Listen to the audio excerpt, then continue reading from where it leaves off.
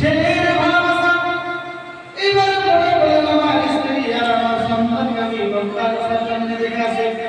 এবার দেখে আসার জন্য যখন গেলেন, এইবার দেখতে গিয়ে বাড়িতে গেলেন।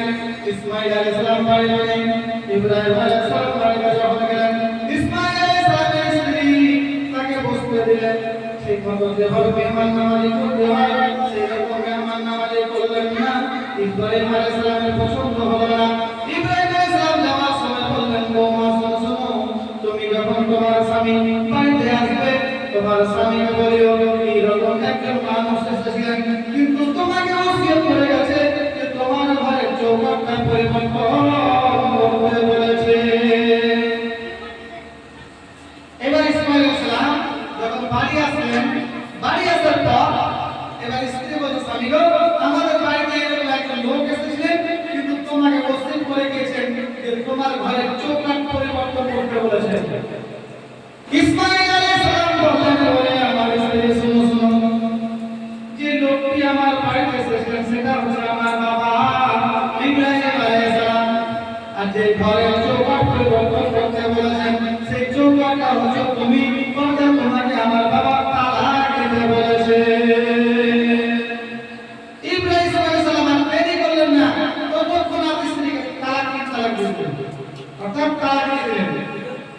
আবার ইসমাইল আলাইহিস সালামের বিয়ে বাড়ি গ্রহণ করতে কোন মেয়ের সাথে হলো, তো মেয়েটার নাম নিকার পরেজগার পর্দা ছিল। ইসমাইল আলাইহিস সালামকে আবার ইব্রাহিম আলাইহিস সালামের দেখার ইচ্ছা হলো, দ্বিতীয়বার তার মধ্যে সামনে থেকে আবার ইসমাইল আলাইহিস সালামকে দেখতে আসলেন। এবার ওই মহিলা যখন বাড়ির গেটে আওয়াজ দিলেন, এবার বললেন, বাবা আমি আপনাকে চিনি না, আপনি আমার বাড়িতে আসুন, আপনি আমার বাড়িতে থাকুন। এবার মেহমান নামাজি এইভাবে করতে হয়, শুরু ওই মহিলা রাখলেন না।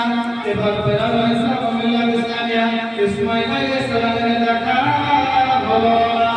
ইসমাইল আলাইহিস সালাম যখন দেখা হলো, ইব্রাহিম আলাইহিস সালাম যাওয়ার সময় বললেন, এ মারে তোমার স্বামী যখন আসবে তখন তুমি তোমার স্বামীকে বলিও এই ঘরের চৌকাঠটা ঠিক আছে, সেই চৌকাঠ যেন না পরিবর্তন করে, চৌকাঠটা যেন সে অবশিষ্ট রাখে, চৌকাঠটা যেন দেখভাল করে। ইব্রাহিম আলাইহিস সালাম চলে গেলেন। সন্ধ্যার সময় ইসমাইল আলাইহিস সালাম বাড়ি আসলেন। স্ত্রীকে বললেন যে আমার স্ত্রী বলো ব্যাপারটা কি, আমাদের ঘরে আমাদের বাড়িতে যেন সুগন্ধ আসছে, কোনো মেহমান এসেছিল নাকি? স্ত্রী বললেন, স্বামী গো, আমাদের বাড়িতে একজন সুন্দর চেহারাওয়ালা মানুষ, স্পষ্ট মানুষ এসেছিলেন, কিন্তু তার শরীর থেকে এত খুশবু বের হচ্ছিল, এত খুশবু বের হচ্ছিল যে খুশবুর তুলনা করা যাবে না। আমি এর আগে কোনো এরকম খুশবু দেখিনি, আমার খুশবু এরকম আগে আসেনি। ও স্বামী, কিন্তু আমার লোকটি ওসিয়ত করে গেছেন যে তোমার ঘরের চৌকাঠ পরিবর্তন করতে মানা করেছেন। ইসমাইল আলাইহিস সালাম বললেন, আমার স্ত্রী শুনো শুনো, সেই ঘরের চৌকাঠ হচ্ছে তুমি, যে লোকটি এসেছিল ওই লোকটি হচ্ছে আমার বাবা। তোমার খিদমতে, তোমার মেহমান নওয়াজিতে তুমি যে মেহমান নওয়াজি করেছো, আমার বাবা খুশি হয়েছে এবং আমাকে ওসিয়ত করেছে যে এই মেয়ের সাথে যেন সে জীবন অতিবাহিত করে। শরীয়তের মাসলা এখন আসছে, আমি একটা বলি যে বাপ মা ছেলেকে বলে যে তুমি তোমার বউকে তালাক দিয়ে দাও, ছেলের কত ভালো ওয়াজিব স্ত্রীকে তালাক দিতে হবে, ওয়াজিব দিতে হবে, বিস্তারিত ওয়াজিব আছে। এইবার ফেরাউন ইসলাম মহিলাতে ইসলামিয়া তৃতীয়বার ইসমাইল আলাইহিস সালামকে দেখার জন্য ইব্রাহিম আলাইহিস সালাম আবার সামনে থেকে আবার মক্কায় আসলেন। মক্কায় আসার পরে বাপ বেটার একসাথে দেখা হলো। আল্লাহর অর্ডার হলো, এই ইব্রাহিম আলাইহিস সালাম তুমি কাবা ঘরের মেরামত করো, কাবা ঘরটা ঠিক করো। কোন কোন বর্ণনা আছে কাবা ঘর 7 বার ভেঙে করা হয়েছে, কাবা ঘর 7 বার ভেঙে করা হয়েছে। একবার ইব্রাহিম আলাইহিস সালাম করেছিলেন। এত মরুভূমি এলাকায় এত তাপ, কাবা ঘর ঠিক করার জন্য ইব্রাহিম আলাইহিস সালাম আর ইসমাইল আলাইহিস সালাম মিস্ত্রি হয়ে পাথর কেটে কেটে রোদের তাপে পা দেওয়া যেন তন্তার মতো মাটিতে আপে আছে, তখন ইসমাইল আলাইহিস সালাম বাবাকে পাথরগুলো কেটে কেটে দিচ্ছেন, আর বাবা পাথরগুলো নিয়ে যেমন ইট কাটে সেই রকম করে কাবা ঘর তৈরি করেছিলেন। কাবা ঘর সম্পূর্ণ না হওয়া পর্যন্ত বাপ্পাটা রেস্ট করেননি। কাবা ঘর তৈরি হলো, ইব্রাহিম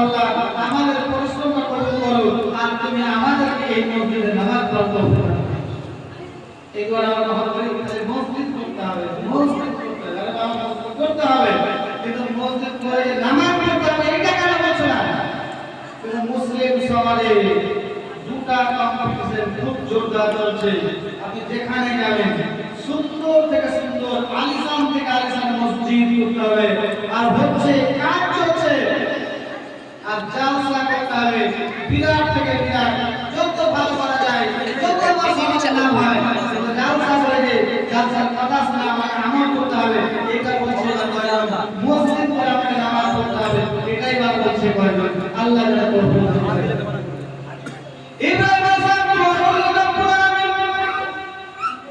আমার কাছে খানদানের মধ্যে তুমি এমন একটা উম্মত পয়দা করো একটা উম্মত এমন পাঠাও যারা তোমার ফরমাবরদারি করে তোমার প্রত্যেকটা কথা যেন মেনে চলে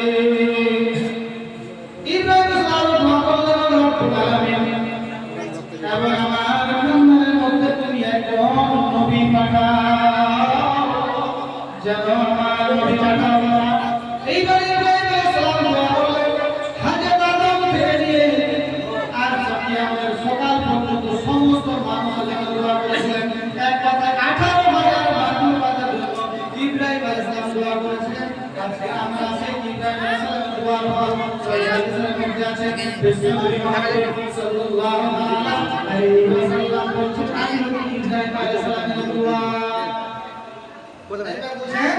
যে আমি ইসমাঈল আলাইহিস সালামের দোয়া এই দোয়া করার পরে আল্লাহ রাব্বুল আলামিন ইব্রাহিম আলাইহিস সালামকে বললেন এই ইব্রাহিম আলাইহিস সালাম আপনি মানুষকে হজের জন্য এলান করেন এটা শুনবেন একদম এই বক্তব্যটা এইটুকু বক্তব্য আমি কোথাও রাখিনি কোনো কিছু জানি না আজকে কথা বলছি ইব্রাহিম আলাইহিস সালাম যে আপনি হজের জন্য মানুষকে এলান করেন ইব্রাহিম আলাইহিস সালাম বললেন ও বাবু আমার বয়স হয়ে গেছে আমার আবার তো মানুষের কানে পৌঁছাবে না আপনি শুধু এলানটা করুন হজের জন্য আমি প্রত্যেকটা মানুষের কানে পৌঁছে দেব লিখক লিখে জ্ঞান নবী 7 খণ্ডের বিভক্ত প্রথম খণ্ডে লিখছেন যে ইব্রাহিম আলাইহিস সালাম সেদিন হজের এলান করেছিলেন ওই হজের এলানে যতগুলো মানুষ লাব্বাইক বলেছিলেন সমস্ত মানুষ হজ না করে মরবে না লাব্বাইক বলেছিলেন বলছেন এখন যে আল্লাহ রাব্বুল আলামিন ওই আওয়াজটা কোথায় করে পৌঁছেছিলেন যে যেই মানুষটা আমি বক্তব্য শেষ করছি যেই মানুষটা দুনিয়াতে এসেছিলেন তাদের কানে পৌঁছে গিয়েছিল যেই বাচ্চা মায়ের পেটে ছিল তার কানে পৌঁছে গিয়েছিল যেই বাচ্চা বাপের প্রসূতিতে ছিল বাপের ছেলেদের বাচ্চা কোথায় করতে হবে এখানে থাকে বাম দিকে এখানে একটা হাড় আছে ওই হাড়ে বাচ্চাটা থাকে তো বাপের ওই হাড় পর্যন্ত আল্লাহ আওয়াজটা পৌঁছে দিয়েছিলেন এমনকি রূহের জগতে আলামে আরওয়াহ অর্থাৎ রূহের জগতে ইব্রাহিম আলাইহিস সালামের আওয়াজটা পৌঁছে দিলে হজের রাত তো মায়ের পেট থেকে বাচ্চাকে বলেছিল ভাই সেও হাজি হবে বাপের পেট থেকে যে বাচ্চা বলেছিল ভাই সেও হাজি হবে রূহের জগতে যারা বলেছিল যে রূহের জগতে যারা বলেছিল কিয়ামতের সকাল পর্যন্ত যতগুলো মানুষ পৃথিবীতে এসেছে আসবে সমস্ত রূহের কাছে পৌঁছেছিল কানে তারা সবাই বলেছিল ভাই যারা লাখ ভাই বলেছিল তারা অবশ্যই হাজি হবে ইব্রাহিম আলাইহিস সালামের আওয়াজ আল্লাহ রাব্বুল আলামিন কিয়ামতের সকাল পর্যন্ত সমস্ত মানুষ যারা রূহের অবস্থায় ছিল যারা মায়ের পেটে ছিল যারা বাপের পেটে ছিল যারা দুনিয়াতে ছিল সকল ছিল এই আওয়াজ শুনে লাব্বাইক আল্লাহুম্মা লাব্বাইক তারা অবশ্যই হজ করবে ওই হজ করতে গেলে যখন করবে তখন প্রথম এই দোয়াটা করতে হবে লাব্বাইক আল্লাহুম্মা লাব্বাইক এই দোয়াটা নিচে চা আছে দেখতে হবে ফেরাউন সালাম আলাইহিস সালাম কম সে কম দোয়া তো করতে আল্লাহ যেন আমি হজ করতে পারি যেন আমার নবীর রওজা জিয়ারত করতে পারি যেন আমার কাবা ঘরের পূজা করতে পারি ফেরাউন সালাম আলাইহিস সালাম আল্লাহুম্মা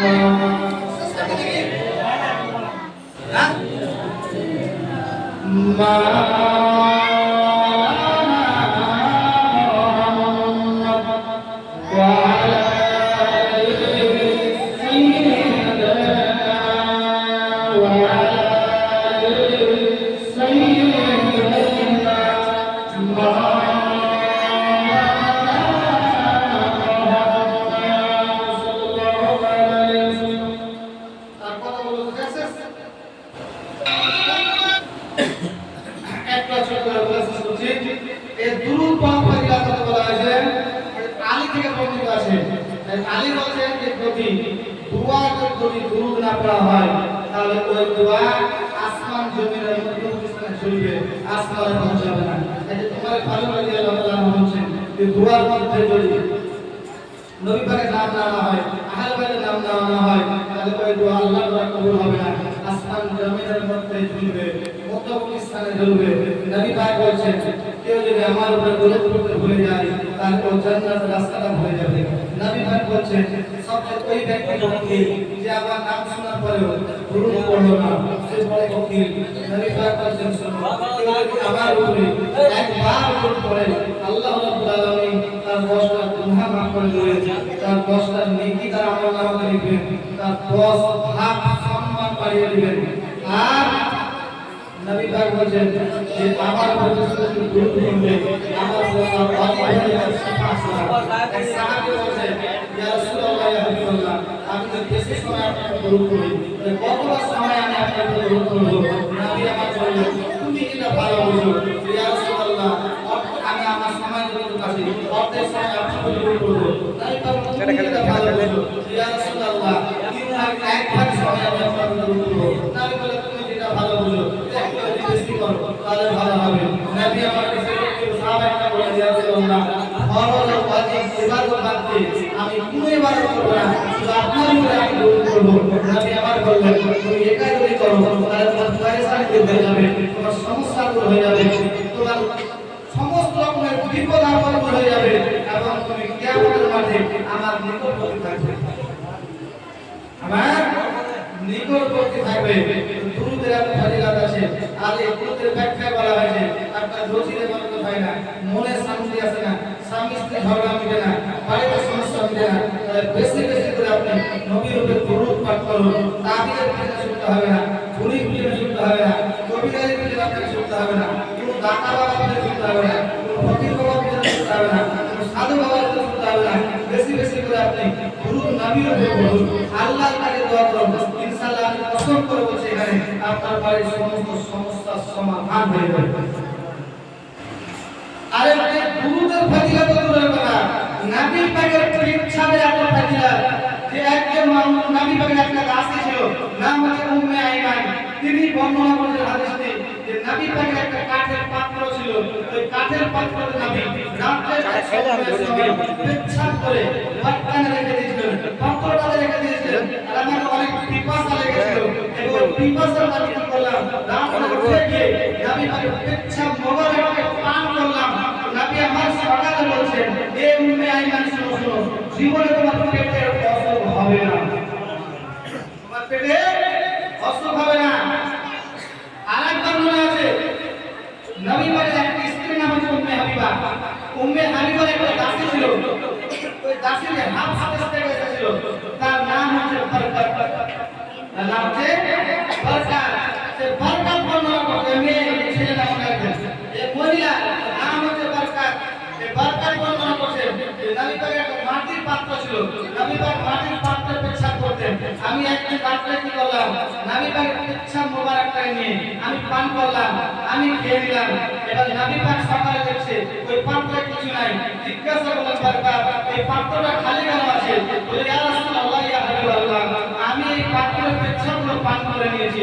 নবী আমার বললেন এ শোনো শোনো, তোমার শরীরে কোনো রকমের কোনো অসুখ হবে না।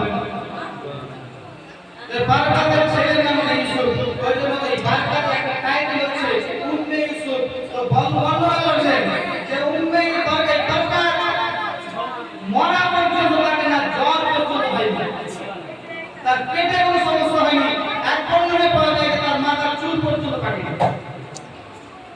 সে মনে হচ্ছে কত তাজা 18 বছরের যুবক মেয়ে, সে মরা পর্যন্ত না ভূমি হয়েছে, না তার মাথার চুল পেকেছে, না তার পেটে কোনো সমস্যা হয়েছে, না তার চোখের কোনো সমস্যা, এক কথায় শরীরে কোনো সমস্যা হয়নি, কোনো সমস্যা হয়নি। বেরাদারি সালাম ইসলামিয়া মালিকুল মউত মৃত্যুর সময় যে কষ্ট লাগলো সামান্য, ওইটুকু কষ্ট নিয়ে তার জীবনে কষ্ট হয়নি। তো নবী পাকের পেছাবে পাওয়া, আরে নবী পেছাবে যেমন পাওয়া, নবী পাকের ফুতুতে দেওয়া পাওয়া ছিল। নবী পাক কোনো ঘটনা শোনা হবে যে জাতির বাইরে খেতে গিয়েছিলেন, নবী পাক খন্দকের দিকে যুদ্ধ নবী খন্দক খুলে দিতে করা হলো, একটা সুড়ঙ্গ খোলা হয়েছিল, একটা পাথর সাহাবায়ে কেরামকে ভাঙতে পারেনি। নবীকে গিয়ে বলেন ইয়া রাসূলুল্লাহ আমরা ভাঙতে পারছি না। নবী পাক কোদাল দিয়ে হালকা হালকা করে মারলেন, ভেঙে গেলেন। পাথর বলা আছে, এই পাথর থেকে জাবির কাছে সহ্য হলো না। জাবির বাড়ি গিয়ে স্ত্রীকে বললেন ইয়া রাসূলুল্লাহ আমার স্ত্রী নবী পাকের থেকে পাথর আমাদের কয়েকদিন দিন খাইনি, এটা আমাকে আর বরদাস্ত করা গেল না। যদি বাড়িতে একটু ব্যবস্থা থাকে তাহলে বলো। তোমার কিছুটা জবাব আছে, আমি আশা করে রুটি করছি, একটা ছাগলের বাচ্চা আছে, আমি ওকে জবাই করে মাংস রান্না করছি। এবার তুমি নবী পাকের কানে কানে গিয়ে বলবে ইয়া রাসূলুল্লাহ আপনার নিমন্ত্রণ আমার বাড়িতে থাকলো, সাথে কয়েকদিন মসজিদে গিয়ে বলি ইমাম সাহেব আমার বাড়িতে মিলাদ থাকলো, মিলাদ আছে লোকজন নিয়ে যাবে, এটা বলে কি বলে না? এবার জাবির তাই বললেন, আর নবী পাক বললেন নবী রাসূল শুনো, আজকে তোমরা সবাই চলো জাবিরের বাড়িতে। এবার জাবির দৌড়ে গিয়ে স্ত্রীকে বলল, স্ত্রী কাছে বলে আমি নবীকে কানে কানে বললাম ইয়া রাসূলুল্লাহ ইয়া হাবিবাল্লাহ মুসাফির আমার নিমন্ত্রণ আমার বাড়িতে, কিন্তু নবী আমার এলান করে দিলেন ও সাহাবায়ে কেরাম আজকে জাবিরের বাড়িতে নিমন্ত্রণ।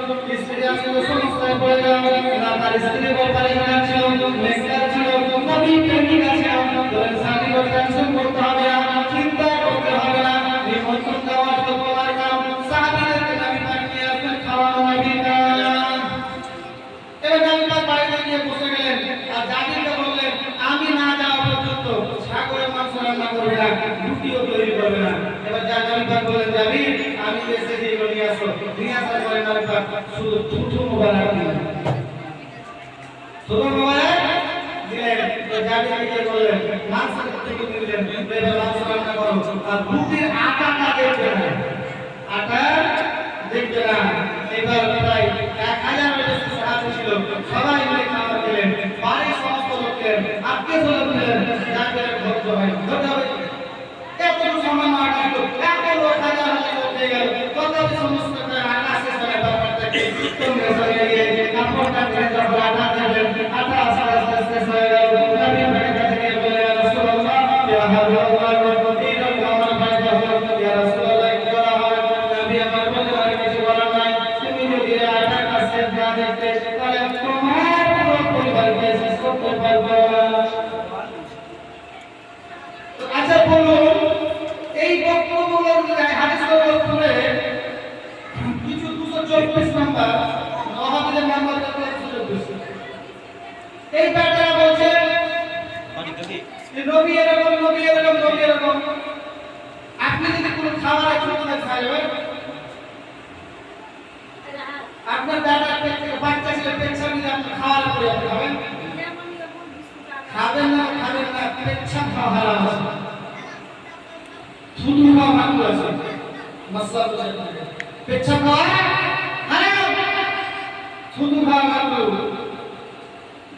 আর নবী পাকের পেছন খাওয়া যায় ছিল, আর নবী পাকের থুতু খাওয়া যায় ছিল, এমনকি যে খেয়ে তার সঙ্গে অসুস্থ হয়েছে। আর নবী পাকের ঘটনা শোনা হবে না, আমাকে যখন গায়ে শুনে হিজরতের কালে নবী পাকে নিয়ে ঢুকেছিলেন, সাহাবীরা কেটেছিল, আবু বকর কাতর হয়ে গেলেন, নবী পাক কুকুর হয়ে গেলেন, তো মায়ের বেশ ভালো লাগে। এক কুয়ার পানি এখন পর্যন্ত আছে, হসপিটালে দেখবেন যে কুয়ার পানি লবণ ছিল, লবণটা ছিল, নবী পাক কুকুর ফেলে দিলেন, পানি মৃত্যু হয়ে গেল। তো নবী পাকের বর্ণনা যখন শুনবেন পা চুল দাড়ি মায়ের বর্ণনা করছেন যে রাতের অন্ধকারে আমি সুই হাতে নিয়েছিলাম, সুইটা পড়ে গেল, নবী পাকে একটু হাসলেন, তো নবী পাকের হাতের আলোয় আমি সুইটা ভিজে গিয়েছি। এই আয় আলের দেওয়ালে ভূত করে বলছেন আমার মতো আল্লাহ এটাকে কখন হেদায়েত করে আল্লাহ রাখেন আল্লাহ হেদায়েত করে কি বলতে পারবো বরাবর ইসলাম আমিলা ইসলামিয়া তো আমরা যদি সমস্যার সমাধান করতে চাই পারিবারিক সামাজিক তাহলে আমাদের সকলকে আল্লাহ রাসূলের বিধান আছে ফলো করতে হবে নামাজ পড়তে হবে রোজা করতে হবে সবচেয়ে উত্তম ইবাদত হচ্ছে নামাজ আপনি নামাজই পড়বেন নামাজ না পড়ে বাড়িতে লাইন করে তাদের ঝুলে রাখবে সবসময় করে সমস্যা হবে কখনো মিলবে না আর সব কাজে তাদের উপর ভরসা করতে আমার মতো পুলিশ সাহেব মসজিদে থাকবে বাজার বাজার তানি উঠে দেওয়া আল্লাহ করে এরা যে বাইরে হিমত করেছেন আল্লাহ আল্লাহ আমিন